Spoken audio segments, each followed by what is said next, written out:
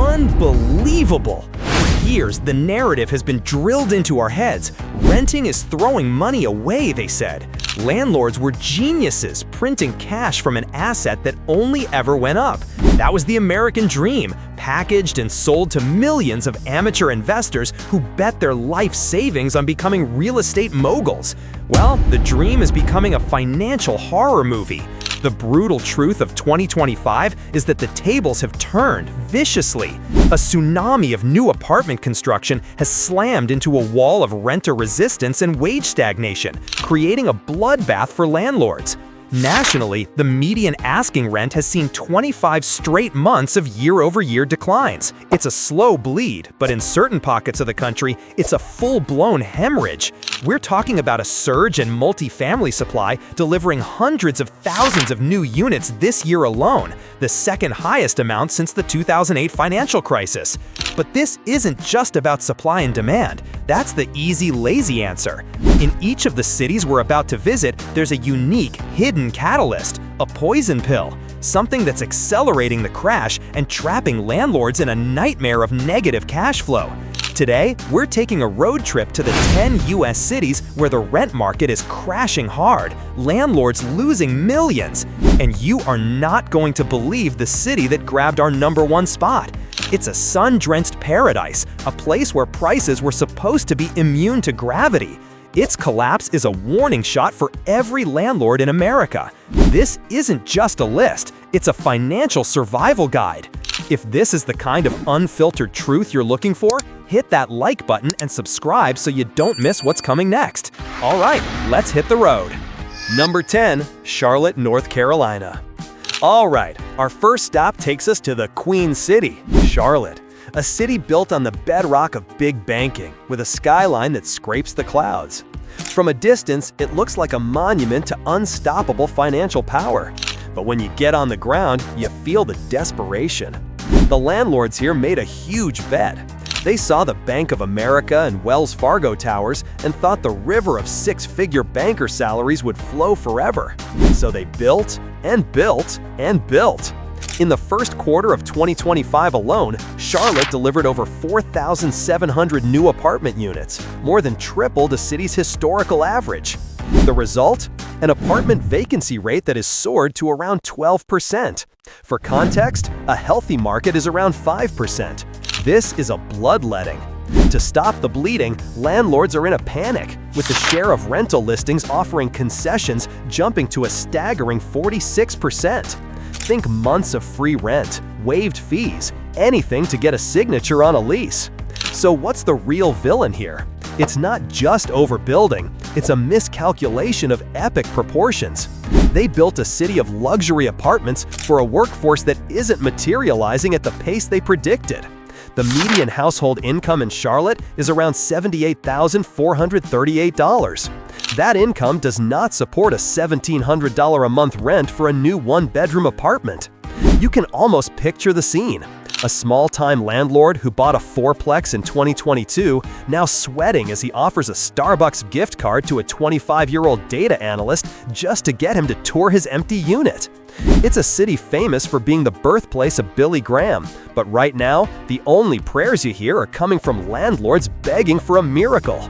Charlotte built a champagne city on a beer budget, and now the hangover is setting in. So let me ask you this, is your city doing the same thing? Are they building endless luxury apartments that nobody who actually works there can afford? Let me know in the comments. Number 9, Nashville, Tennessee. Leaving the banking hub of Charlotte, we head west into the heart of country music, Nashville, Music City. For the last 5 years, this place wasn't just a city, it was a get-rich-quick scheme. Thousands of amateur investors, hypnotized by gurus on social media, piled in. They bought up condos, townhouses, anything they could get their hands on. The goal? Airbnb. The weekend flood of bachelorette orgies and tourists was a guaranteed payday. Well, the music has stopped, and the hangover is vicious. The city is now drowning in a sea of empty apartments. As of May 2025, Nashville's median asking rent had plummeted 3.4% year over year, a trend that has continued for 15 straight months. That's not a correction, that's a rout. The vacancy rate has hit a 20-year high, forcing landlords into a desperate price war. More than half of all rental listings in Nashville are now offering concessions, like free months of rent. So, what killed the golden goose? It was the perfect storm. First, the city is being flooded with new apartments. A record 12,000 new units were added in the last 12 months alone. Second, the Airbnb bubble has popped.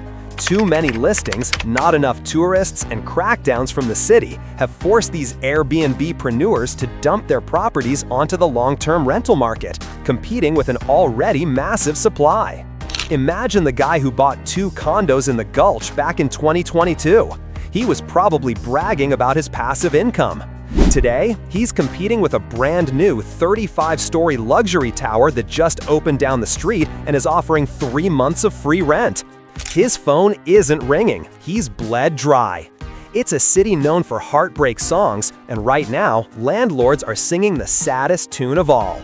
Nashville is a case study in the dangers of chasing a trend.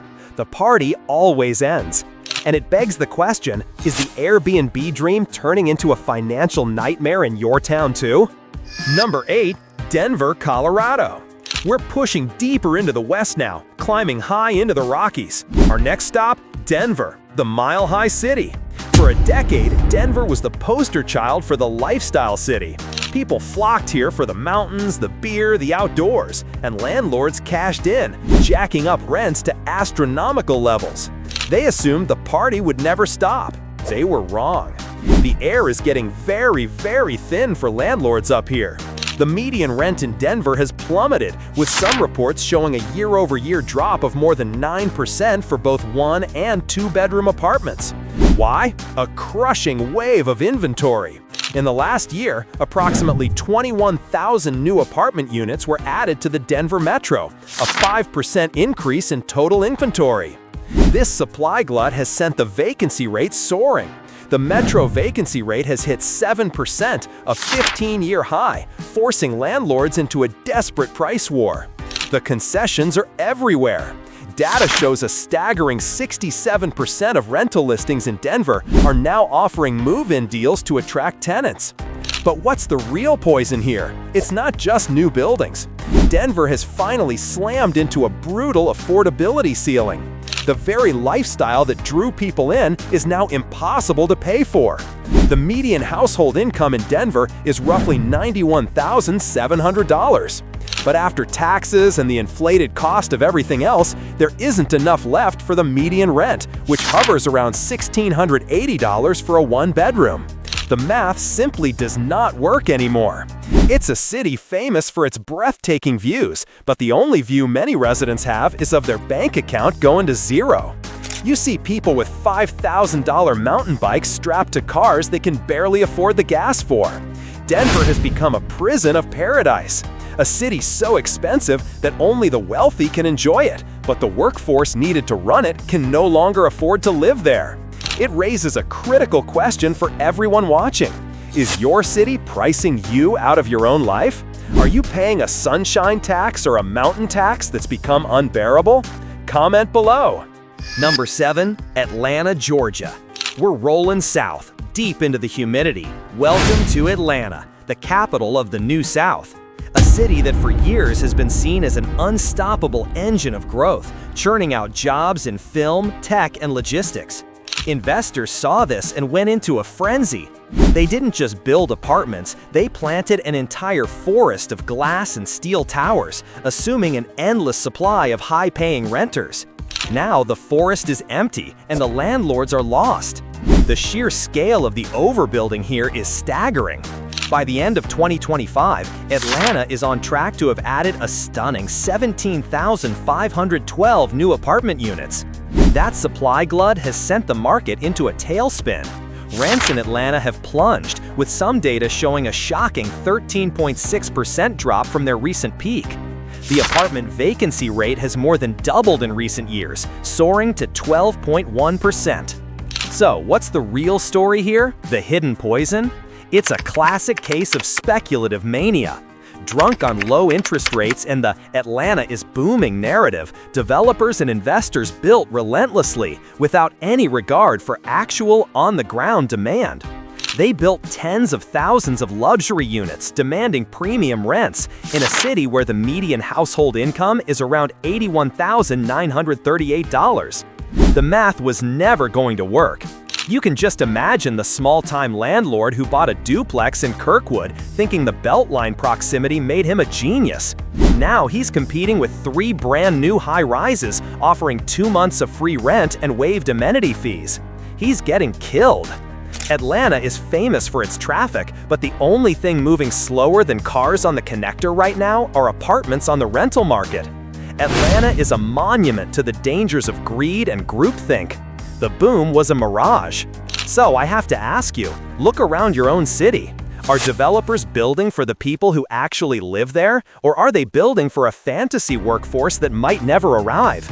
Tell me your story below. Number 6. Boise, Idaho. All right, strap in. We're heading north to a city that just a few years ago was the darling of every top places to live list, Boise, Idaho. During the pandemic, this place was ground zero for the Zoomtown explosion. People fled California and Seattle in droves, cashing out their ridiculous equity to buy a piece of the Idaho dream. Investors followed, thinking the gold rush would last forever. It didn't. The dream is now a financial trap. The data is brutal. The average apartment rent in Boise plummeted by roughly 4.8% in the first quarter of 2025 compared to the previous year. That's on top of previous declines. The overall vacancy rate, while still relatively low, is being artificially propped up by landlords slashing prices to avoid empty units. A wave of new construction continues to add supply, with 2,474 units still under construction in mid-2025. So, what's the unique poison pill in Boise's Kool-Aid? It's the great reversal. The work-from-anywhere fantasy is dying. Companies are dragging their employees back to the office, and it's forcing the very people who fueled this boom to sell and flee. A recent Redfin report highlighted that return-to-office mandates are now a significant driver of home sales, with some Boise residents forced to sell at a loss to move back to their corporate hubs.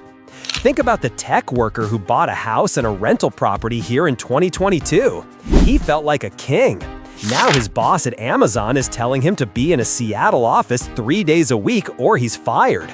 He's forced to sell his home and dump his rental unit into a market already saturated with landlords who made the exact same bet. It's a city famous for potatoes, but right now there are more desperate landlords than spuds. Boise was a bubble inflated by a once-in-a-century pandemic, and now that the world is normalizing, so is gravity. This leads to a question that affects millions. Is the work-from-home dream ending for you? Are you or your friends being forced back to an office, potentially uprooting your lives? Let me know what you're seeing. Number 5. Jacksonville, Florida. We're cutting across the country, back to the Sunshine State. But forget the glamorous postcard beaches. We're heading to Jacksonville, a sprawling industrial port city, the place where everyone was told they could find affordable Florida. That affordability was a mirage, and now the bill is coming due. The rental market is getting hammered.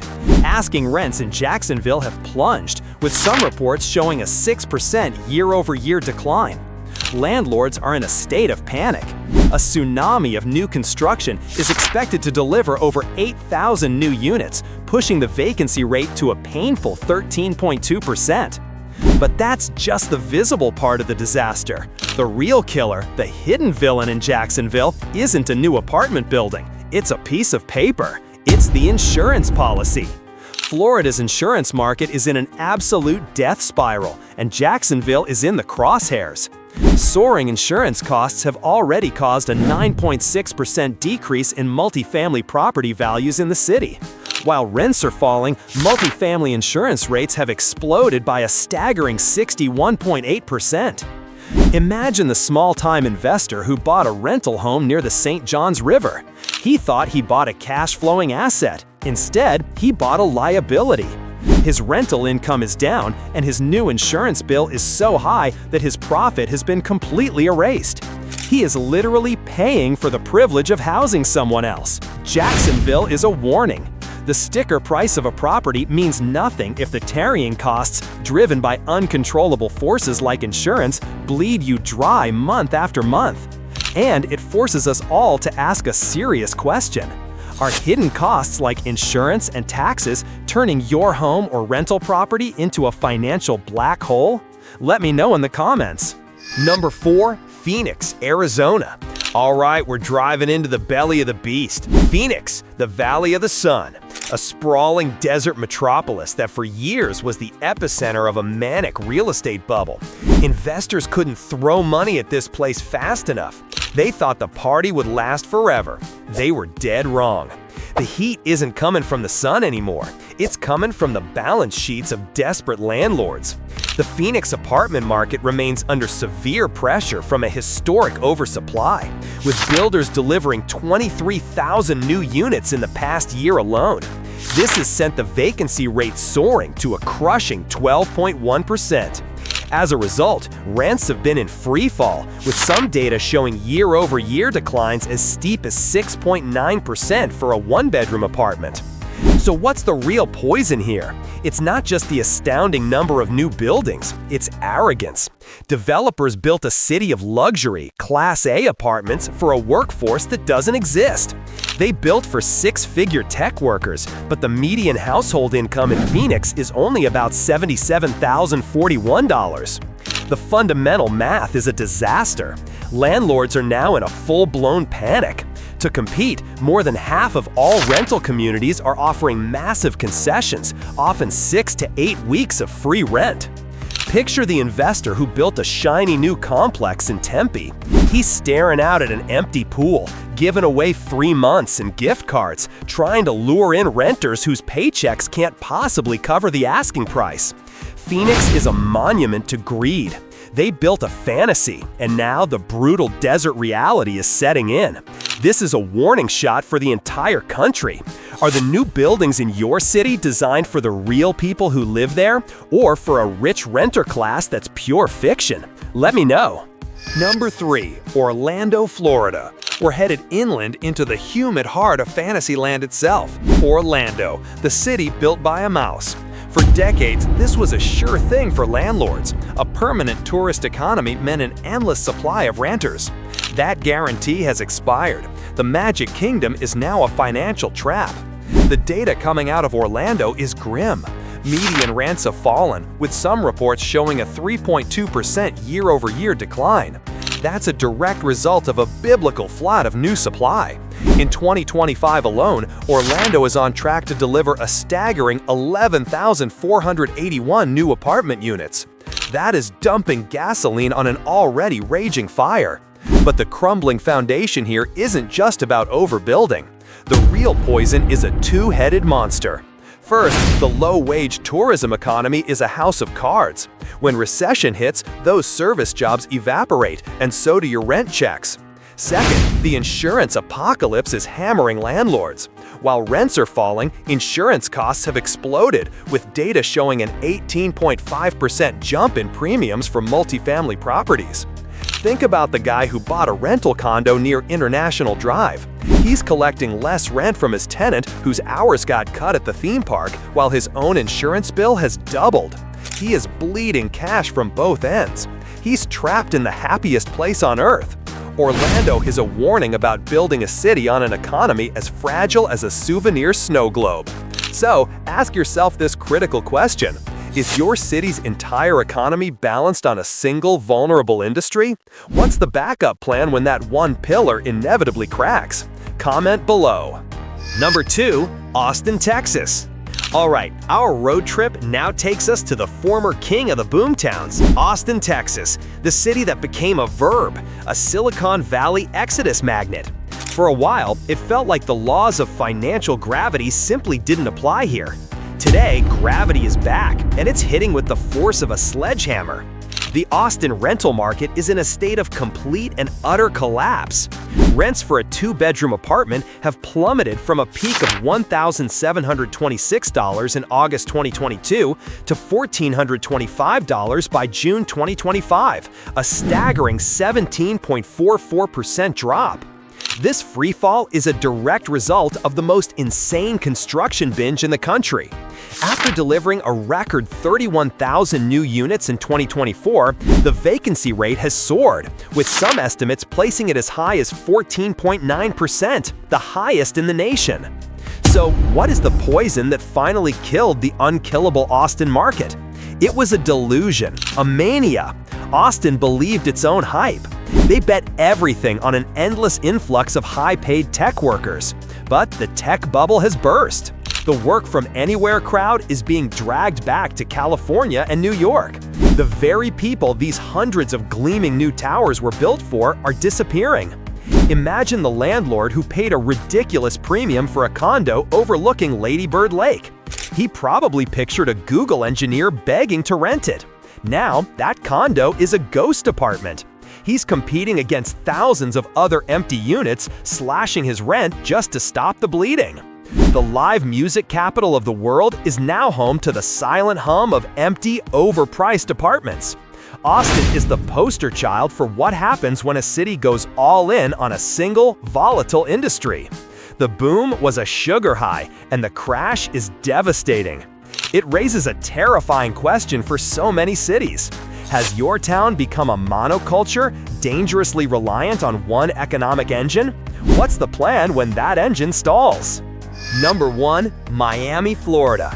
And so we've arrived, the end of the road. Welcome to Miami, the Magic City, the crystal-tipped spear of American luxury real estate.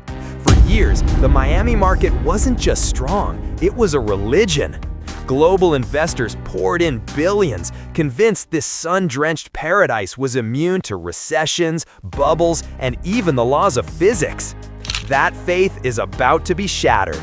Miami is our number 1 city because the crash here isn't just financial, it's existential. Let's start with the obvious. The overbuilding is off the charts. Miami is projected to add a staggering 15,666 new apartment units in 2025 alone, ranking 7th in the entire nation for new construction.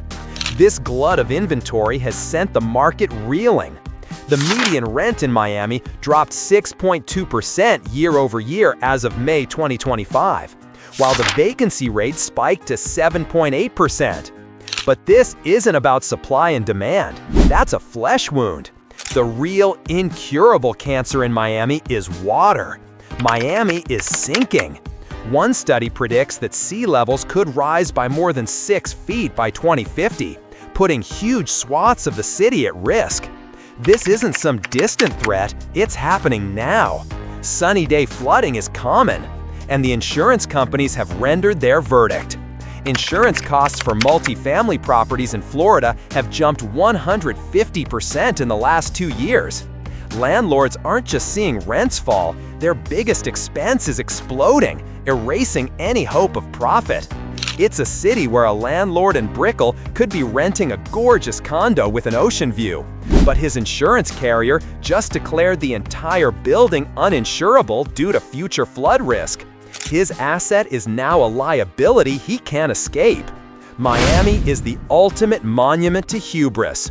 A city built on sand and speculation, now facing a reckoning with Mother Nature that no amount of foreign money can stop. It leaves us with the most important question of all. Are we, as a country, in a state of complete denial about the very real, tangible risks that are already here? And what happens when the market is finally forced to price in reality? So there you have it. From the overbuilt banking towers of Charlotte to the sinking shores of Miami, the message is clear. The landlord gold rush is over. This isn't a correction, it's a reckoning. This road trip wasn't meant to scare you, it was meant to arm you. Knowledge is the only shield you have against the financial propaganda machine. Do not trust the hype. Trust the data. Protect your capital. So I'll leave you with this one final critical question. What is the single biggest threat to the American housing market that you believe everyone is ignoring?